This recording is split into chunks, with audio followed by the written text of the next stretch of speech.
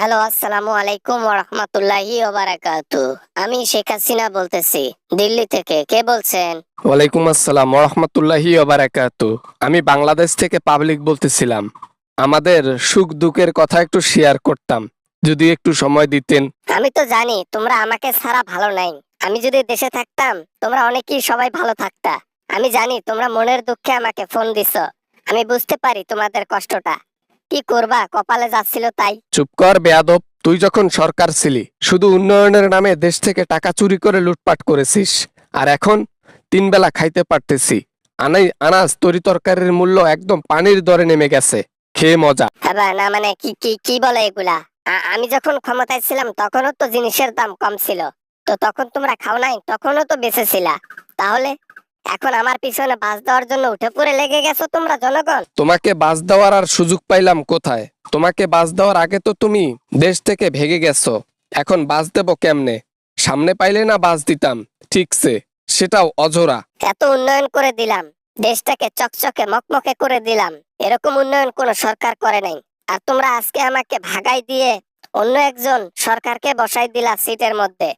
এটা ঠিক করো নাই তোমরা জনগণ। সারাটা জীবন 16টা বছর খেয়েছি বেগুনের কেজি 80 টাকা, এখন খাই 5 টাকা।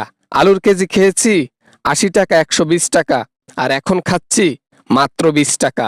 মজা না? মজা তো। এমন ভাবে বলতেছো যেন আমার আমবলে কোনো তরকারির দামই কমই নাই। খেয়াল করে দেখো, সবকিছুর দাম কম ছিল। তোমরা এখন ইচ্ছে করে বলতেছো যে আমার আমবলে কোনো জিনিসের দাম কম ছিল না, সবগুলোর দাম বেশি ছিল নাকি? 16টা বছর দেশের মানুষকে ধ্বংস করলি, দেশের মানুষের টাকা ফাঁকা করলি, পকেটের টাকা দিয়ে উন্নয়ন করে নিজের টাকায় বলিস যে আমি নিজের টাকায় ব্রিজ গড়লাম। হ্যাঁ, জনগণকে বোকা পাইছিলি। আহারে, জনগণ আজকে আমাকে চিনলো না, কিছুদিন পর চিনতে পারবে। জনগণ দুমুঠো খাইতে পারতেছে জন্য এখন গুণগান গাইতেছে ডক্টর ইউনূসের। এখন আমি তো শত্রু হয়ে গেছি। আমাদের দেশের মধ্যে 90% লোকই গরিব। এই গরিব দেশের মধ্যে উন্নয়ন করে কি হবে? উন্নয়ন করতে গিয়ে যদি দেশের মানুষ না খেয়ে মারা যায়, সে উন্নয়ন দেখে দেখে কি তোমরা ধনীরা থাকবা নাকি দেশের মধ্যে? আমাকে এত কিছু বোঝাইতে হবে না, ঠিক আছে? আর দরকার নাই। ভালো থাইকো, সমস্যা নাই। ভালো আছে, ভালো থাইকো। দোয়া আছে, করি খাইও। তবে এ সুখ আর বেশি দিন নাই।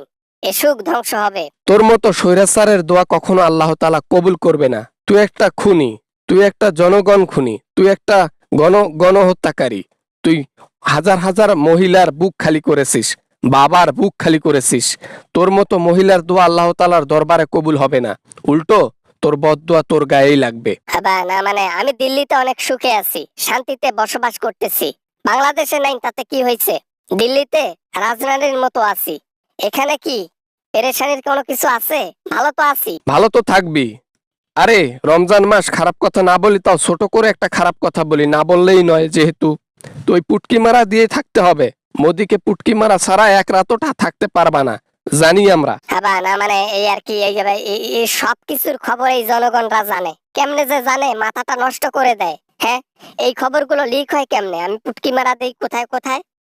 ফোন রাখলাম, ফোন রাখলাম, রাখলাম। তোমাদের লাভ স্টোরি পুরো দুনিয়া জানে। তোমরা কিভাবে ভালোবেসে এক জায়গায় হইছো সেটাও দুনিয়া জানে। এক ছাদের নিচে একটা পুরুষ একটা মহিলা থাকলে কি হতে পারে সেটা আমাদের বলার দরকার নাই, বুঝে যাই কি হবে। আসসালামু আলাইকুম বন্ধুরা, কিছু বলার আগে পরিবেশটা দেখেন। এই পরিবেশে আমি ভিডিও বানাই, ঠিক আছে? এখন মেন পয়েন্টে আসি। ভিডিও ভালো লাগলে অবশ্যই লাইক করবেন, আর চ্যানেলে নতুন হয়ে থাকলে অবশ্যই চ্যানেলটি সাবস্ক্রাইব করবেন, মাস্ট। ভিডিও ভালো লাগলে শেয়ার করবেন, আর সাবস্ক্রাইব করতে কিন্তু ভুলবেন না। দেখা হবে এরকম আমেজিং কোনো ভিডিওতে আপনাদের সঙ্গে আবারও। সবাই ভালো থাকবেন, সবাই সুস্থ থাকবেন। পরিবেশটা সুন্দর না? খোদা হাফেজ।